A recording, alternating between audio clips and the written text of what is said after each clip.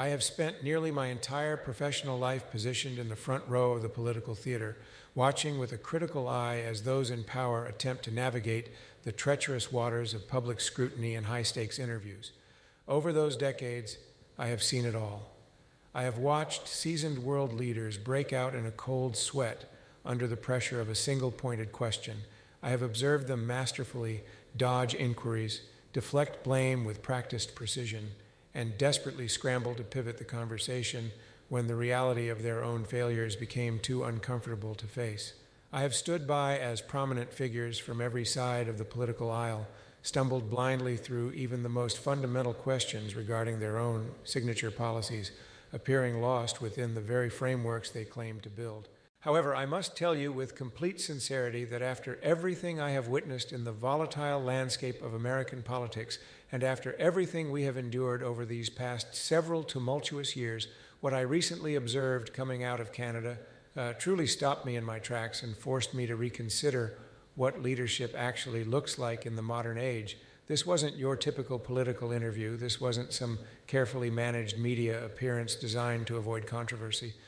This was something else entirely. This was a leader who sounded like he actually knew what he was doing. And in the current climate, with everything happening south of the Canadian border, that kind of clarity, that kind of calm, that kind of confidence, it stands out in a way that should make every American sit up and pay attention to what's happening with our northern neighbor. If you want to stay updated on these deep dives into the shifting tides of global power and hear more about how the world is changing, please make sure to subscribe to the channel, hit that like button, and share this video with anyone who needs to see the truth. I'm talking about Mark Carney's year-end interview, and I have to be honest with you, it's one of the most striking political performances I've seen in a very long time. Not performance in the theatrical sense, mind you. That's precisely what made it so remarkable. There was no theater here. There was no bluster. There was no chest thumping or name calling or wild accusations thrown around to distract from substance. Instead, there was something that has become increasingly rare in North American politics. There was a leader who spoke with precision, with patience, and with what I can only describe as genuine strategic vision. The contrast with what we've been experiencing here in the United States couldn't be more stark, and I think that contrast is exactly what Carney wanted the world to notice. He wanted Trump to notice. He wanted Americans to notice. And frankly, having watched it closely, I think he succeeded. The interview began with a question that cut right to the heart of the matter. With Trump facing midterm elections and the Supreme Court potentially ruling on whether his tariff scheme is even legal, the interviewer essentially asked Carney whether Canada's strategy might simply be to wait Trump out, to let events take over, to run out the clock until Washington's chaos resolves itself one way or another. Now, most politicians would have danced around that question. They would have offered platitudes about respecting the democratic process or hoping for constructive dialogue. Carney did neither. His response was direct, and it was devastating in its simplicity. He said, and I'm paraphrasing only slightly here, that certainly a strategy is not to rush into a bad deal. That's what they've been disciplined about. And then he added something that I think reveals the entire Canadian approach to this moment. He said that every week that goes by, the more Canada develops its economic strategy at home, the more it develops relationships abroad, the stronger Canada gets. Think about what he's actually saying there. He's saying that time is on Canada's side, not Trump's. He's saying that patience isn't weakness. Patience is power. What struck me most about that response was what Carney didn't do. He didn't shout, he didn't threaten, he didn't pound his fist or raise his voice or engage in any of the theatrical displays of strength that we've become so accustomed to in American politics. He simply stated a fact calmly and clearly and let the implications speak for themselves. Canada is getting stronger every single week this situation continues. Canada is building relationships around the world. Canada is developing its own capabilities and reducing its dependence on the United States. And meanwhile, what is happening here? Chaos, uncertainty, legal challenges, political turbulence, markets gyrating wildly based on whatever impulsive statement comes out of Washington on any given morning. Carney didn't need to point any of that out explicitly. The contrast made itself obvious, and that, I think, is the mark of genuinely sophisticated political communication. Sometimes the most powerful statement is the one you don't have to make out loud. Then came what I consider one of the most significant policy announcements embedded in this interview. Carney talked about defense spending, about the $80 billion Canada is investing in its military capabilities. But it wasn't just the number that caught my attention. It was where that money is going. For decades, and I mean literally for generations, Canada bought most of its defense equipment from the United States. 70 cents of every defense dollar, according to Carney, went south of the border to American contractors. That arrangement made sense in a world where the United States was a reliable ally, where the partnership between our two countries was built on mutual trust and shared values. But Carney made it abundantly clear that Canada no longer believes that world exists. That era is ending. Those defense dollars are now going to be spent in Canada, developing Canadian industry, building Canadian capability, creating Canadian jobs. This isn't just about military hardware. This is about sovereignty. This is about a country deciding that it can no longer afford to be dependent on a partner that has proven itself unreliable, and that more than anything else in this interview tells you exactly how much damage has been done to the relationship between our two countries. I want to pause on that point for a moment because I think Americans need to understand what's actually happening here. This isn't Canada throwing a tantrum. This isn't some temporary political spat that will blow over once everyone calms down. This is a fundamental reorientation of Canadian strategic thinking. They are actively working to reduce their dependence on the United States in every dimension: economic, military, political. They are building relationships with other partners around the world. They are investing in their own capabilities rather than relying on American systems and American contractors and American goodwill. And they are doing all of this not because they want to, not because they ever wanted the relationship to deteriorate to this point, but because they have concluded that they simply cannot rely on us anymore. When your closest ally, the country with whom you share the longest undefended border in the world, decides that they need to hedge against you, that they need to build alternatives to depending on you, that tells you something profound about how far things have fallen, and it should concern every American who cares about our standing in the world. What Carney revealed next in this interview genuinely surprised me, and I don't surprise easily when it comes to politics. As we navigate these complex geopolitical shifts and analyze the changing role of leadership in the 21st century, please take a moment to hit the like button, comment your thoughts on Canada's new strategy, and share this video with your network. He discussed the fact that conservative members of Parliament, people who built their entire careers opposing the Liberal Party, have actually defected to support his government. Now, I've been around politics long enough to know that party switching happens. It's not unheard of. Politicians occasionally cross the aisle for various reasons, some principled, some purely opportunistic.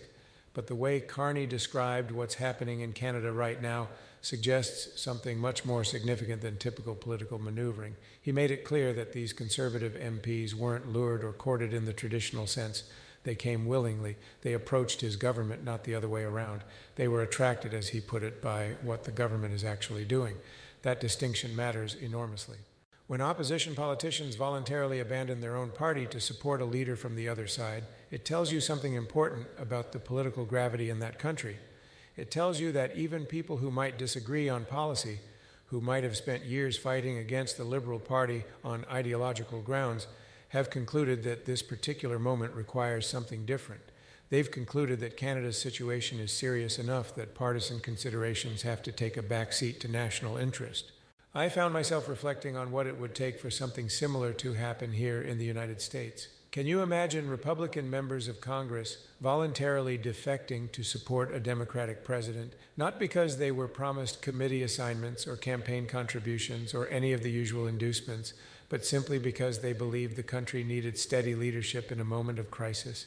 I struggle to picture it, honestly. Our political culture has become so tribal, so consumed by partisan warfare, that the idea of putting country over party often seems like nothing more than an empty slogan. But in Canada, apparently, it's actually happening. Conservative MPs are looking at Mark Carney, looking at his calm demeanor and his clear strategy and his disciplined approach to an extraordinarily difficult situation, and they're concluding that this is the leadership Canada needs right now. They're concluding that even if they disagree with him on various policy matters, the alternative is worse. And I have to tell you, watching this from the American perspective, there's something both admirable and painful. about seeing that kind of pragmatism in action. It reminds me of what politics could be if people actually took governing seriously. The interviewer pressed Carney on his identity as a politician, noting that he didn't used to describe himself that way. Carney acknowledged the shift with what I can only call refreshing honesty. He admitted that, yes, he is now a politician. He is the prime minister, after all, but he added that he's still a pragmatist. That combination, politician and pragmatist, isn't something we see very often. Most politicians are skilled at the political game, but seem to have forgotten or perhaps never learned how to actually solve problems and accomplish things. They know how to win elections, how to raise money, how to attack their opponents, how to generate outrage and harvest it for partisan advantage. But ask them to actually govern, to make difficult decisions, to build coalitions around practical solutions, and many of them seem completely lost. Carney, by contrast, came to politics from a completely different background. He ran the Bank of Canada, he ran the Bank of England. He navigated multiple financial crises and earned a reputation for competence and steady judgment in extraordinarily difficult circumstances. He wasn't trained in the art of political posturing. He was trained in the art of actually managing complex systems and getting things done. And you can see that difference in how he carries himself and how he answers questions and how he approaches the entire enterprise of leading a country. What I found particularly compelling was Carney's assessment of where Canada stands 9 months into his government. He didn't hedge or qualify or offer the usual politician's disclaimers. He stated flatly that Canada is in a better position now than it was when he took office. The economy is better, they have a plan, they're implementing that plan, and they're making progress internationally, they're becoming more independent as a country. Now, you might say that every politician claims things are going well under their leadership, and that's true to some extent, but there was something about the way Carney said it that conveyed genuine conviction rather than political spin. He wasn't puffing himself up or taking credit for things he didn't do. He was simply describing in his characteristically calm and factual manner the trajectory he believes Canada is on. And given everything I've observed about how he conducts himself, I'm inclined to believe he actually means it. He actually believes Canada is getting stronger, more capable, more independent. And honestly, watching from here in the United States, watching our own political dysfunction and chaos and uncertainty, I don't find that claim hard to believe at all. Then came what might be the most consequential revelation in the entire interview, and I want to make sure people understand just how significant this is. Carney explained that virtually everybody in the world wants to do more with Canada right now. He wasn't exaggerating for effect, he wasn't engaging in wishful thinking. He laid out specific examples that make the case undeniably clear. Asian countries want to work with Canada. The Philippines, Thailand, Singapore, the entire ASEAN bloc representing almost a quarter of global GDP. Indonesia wants to work with Canada. The European Union wants to work with Canada. The United Kingdom wants to work with Canada. The Gulf states want to work with Canada. And then he dropped what I consider the most stunning detail of all. The United Arab Emirates has committed to investing $70 billion in Canada. $70 billion.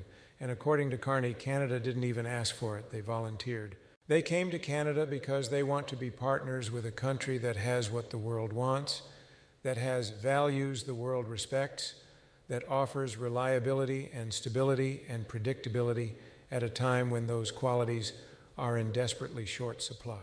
Think about what that means in the broader context of global affairs. For decades, the United States was the indispensable nation. We were the country everyone wanted to work with, invest in, partner with.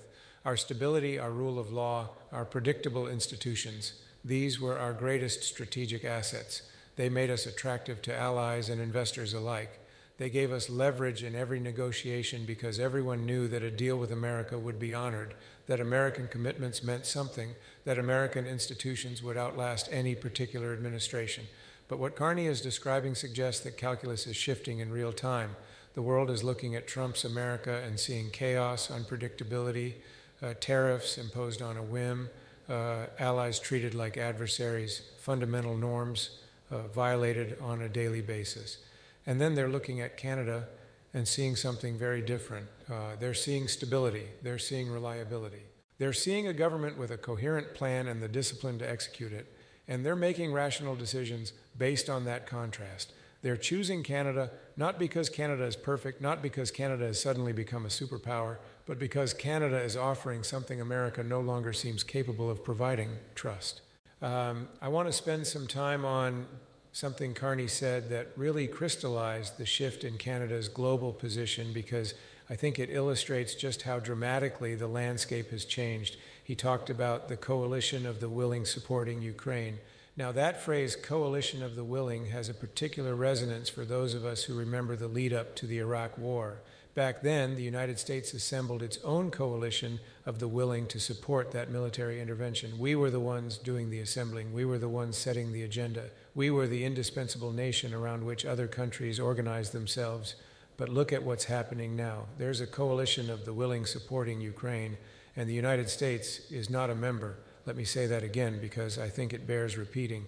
There is an international coalition working to support Ukraine, to help shape the possibility of a lasting peace, and America is not part of it. Canada is, major European countries are, Australia is, the United Kingdom is, but the United States under this administration has stepped back from that role. We've abdicated our position, and Canada, along with other allies, has stepped into the vacuum we left behind. This represents something far more significant than a single policy disagreement about Ukraine. It represents a fundamental reordering of how the democratic world organizes itself. For generations, the assumption was always the same. America leads, everyone else follows. American power, American resources, American diplomatic weight, these were the foundation on which international coalitions were built. But when America stops leading, when America becomes unreliable, when America starts treating its allies as adversaries and its adversaries as friends, other countries have to adapt. They have to find new ways of organizing themselves. They have to build coalitions without us. And that's exactly what's happening right now. Carney described Canada's role in this new reality, not with arrogance or triumphalism, but with a kind of sober recognition of what the moment demands. Canada is helping to shape international outcomes. Not because Canada sought this role, not because Canada ever wanted to replace American leadership, but because someone has to do it. Someone has to step up, and if America won't, then America's allies will figure out how to proceed without us. What makes this particularly striking is the contrast in how Carney handles pressure compared to what we've grown accustomed to seeing from American leaders. The interviewer at one point essentially called him a hypocrite. This was about the Memorandum of Understanding with Alberta regarding pipeline expansion. After spending so much of his career warning about climate change, after building a reputation as someone deeply concerned about environmental issues, here was Carney backing an expansion of the oil sands. The journalist didn't soften the accusation. He asked directly whether Carney looked like a hypocrite. Now, I've seen countless politicians faced with that kind of pointed challenge. And the responses almost always follow a predictable pattern. They get defensive, they get angry, they attack the premise of the question, they accuse the interviewer of bias or unfairness.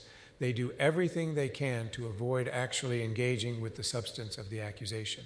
Carney did none of that. He stayed completely composed. He didn't raise his voice or show any sign of being rattled. He simply laid out his reasoning in clear, logical terms. His explanation was genuinely sophisticated. And I say that as someone who has followed climate and energy policy debates for many years. He started with the basic reality that the world is going to use hydrocarbons for coming decades. That's not a wish or a preference. That's just the factual reality under virtually any scenario, including the most aggressive climate action scenarios modeled by the International Energy Agency. Even under net zero projections, the world will still be using 25 to 30 million barrels of oil per day, down from 100 million, yes, but still substantial. Given that reality, Carney argued, the question becomes what kind of oil will be used. And his answer was clear: low cost, low risk, low carbon. That last point, low carbon, is what makes the Alberta Agreement defensible in his view. At the center of the memorandum is a project called Pathways that will remove 16 megatons of carbon from Alberta's oil production. That's the equivalent, he explained, of taking 90% of the cars and trucks in Alberta off the road. In other words, if the world is going to keep using oil, regardless of what Canada does, better that it be oil produced with minimal carbon emissions than oil produced in countries with far worse environmental standards. You may agree with that logic or you may disagree with it. That's a legitimate policy debate, and reasonable people can come down on different sides.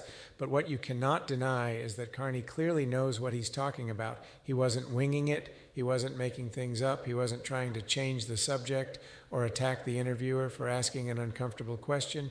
He engaged directly with the substance, laid out his reasoning, acknowledged the tensions and trade-offs involved, and defended his position with evidence and logic. That's what actual leadership looks like. That's what it means to take policy seriously rather than treating every question as just another opportunity for political theater.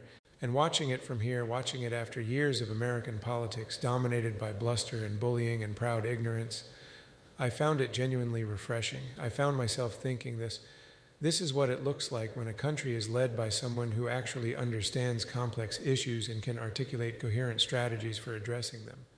The environmental dimension of this interview deserves more attention because it illustrates something important about how Carney approaches difficult trade-offs. Climate change is real, the science is clear, the risks are enormous. Carney has spent years warning about these dangers, and there's no reason to doubt his genuine commitment to addressing them. But he also recognizes that governing a real country with a real economy and real people whose livelihoods depend on fossil fuel industries requires more than ideological purity. It requires finding ways to transition toward a cleaner future while also meeting the needs of the present. It requires acknowledging that you can't simply shut down industries overnight and expect everything to work out. It requires the kind of pragmatic, incremental progress that purists on both sides often dismiss, but that actually produces real improvements in the real world. That's the approach Carney is taking. And whether you agree with every specific decision or not, it's hard to deny that it reflects a serious engagement with the genuine complexity of these issues. What I kept coming back to throughout this interview was the sheer contrast in temperament and approach between Carney and the American leader who has created this entire crisis. On one side, you have Trump with his constant chaos, his impulsive tariffs, his attacks on allies, his embrace of authoritarians, his complete lack of coherent strategy or disciplined execution. On the other side, you have Carney with his calm, his patience, his clear articulation of goals and methods, his willingness to engage substantively with difficult questions.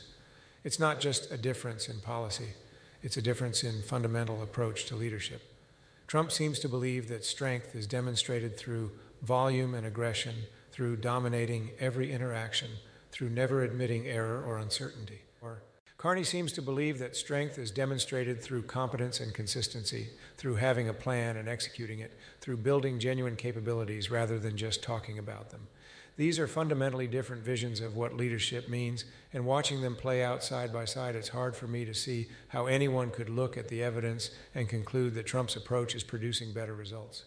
As I reflect on everything I witnessed in this interview, I keep returning to one inescapable conclusion. We are watching a fundamental shift in how Canada sees itself and its place in the world. And that shift has profound implications not just for Canada, but for the United States and for the entire international order that has prevailed since the end of World War II. For decades, the relationship between our two countries operated on certain assumptions that everyone took for granted. Canada was the junior partner. Canada was the quieter voice. Canada was protected by proximity to American power and could therefore afford to focus on other priorities while America handled the heavy lifting of global leadership. Those assumptions are no longer operative. What Carney demonstrated in this interview is that Canada has concluded, correctly in my view, that it can no longer rely on the United States in the way it once did. And rather than lamenting that reality or waiting passively for America to come to its senses, Canada is adapting. Canada is building its own strength. Canada is forging its own partnerships. Canada is charting its own course. The strategic patience that Carney articulated throughout this interview represents a sophisticated understanding of leverage and timing that seems completely absent from American policy right now. Trump's approach to international relations is fundamentally transactional and short-term. He imposes tariffs and expects immediate capitulation. He makes threats and expects instant compliance. Carney, by contrast, is playing a longer game. He understands that Canada doesn't need to win every battle today. Canada just needs to keep getting stronger, keep building capabilities, keep developing relationships, keep demonstrating reliability to the rest of the world. Every week that passes without a bad deal is a week that Canada uses to improve its position. Eventually, the pressure will be on Trump, not on Canada. Eventually, the courts may rule on whether these tariffs are even legal. And when that moment comes, Canada will be in a stronger position than it is today, not a weaker one. That's strategic patience, that's discipline, that's the kind of thinking that actually produces favorable outcomes in complex negotiations. What struck me most of all about this interview was something intangible but unmistakable. It was the sense that Canada has finally discovered its own power and is no longer afraid to exercise it.